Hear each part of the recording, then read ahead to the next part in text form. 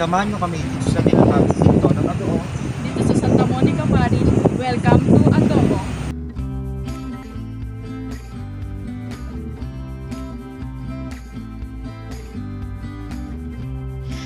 The Basilica Minor of Our Lady of Charity is found in the town of Agoo, La Union. The original church has no trace of what the present-day church look now. It was made of nipa and bamboo in 1578. An earthquake destroyed in 1892, reconstructed in 1893, but later demolished and replaced in 1975.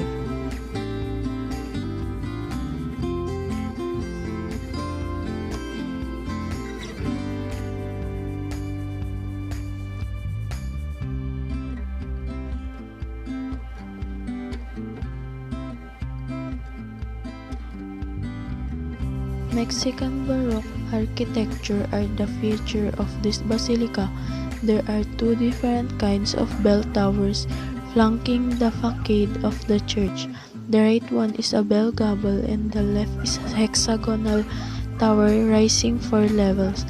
The bell gable tower was dedicated to Sebastiano Cardinal Baguio, who consecrated the church as Marian Shrine in 1978. The base is wider and thicker and it narrows down as it goes higher.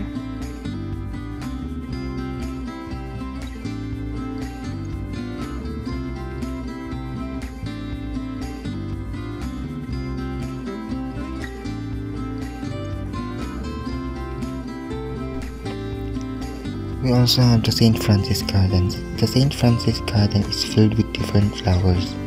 It also has a place where you can pray for Jesus Christ and a monument where he is getting crucified in the cross. You can also wish in the wishing well beside it, and you can even go there when you want to just take a rest because it has a botanical gardens.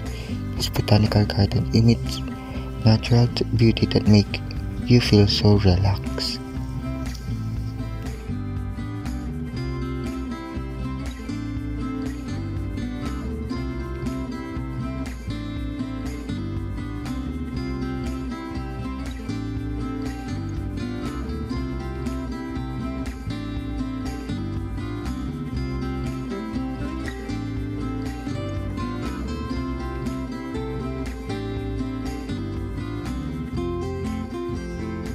It also has an underground which also holds a huge role in the church since it serves as the cemetery of the late Jose Diego Aspiras.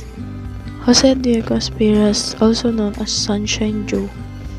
He was Information Secretary under the administration of President E. Marcos from 1965 to 1969.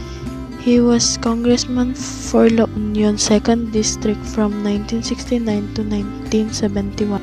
He led the restoration of the Agoo Parish Church, which was built in the 16th century. In 1981, the church was elevated to the rank of Basilica Minor by Pope John Paul II.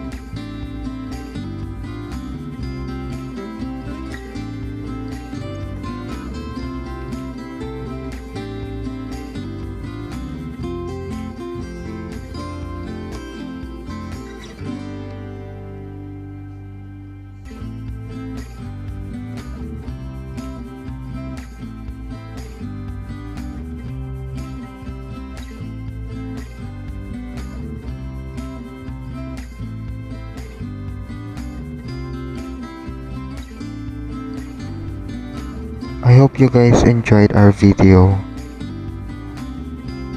Please visit Santa Monica Parish if you have time. Thank you.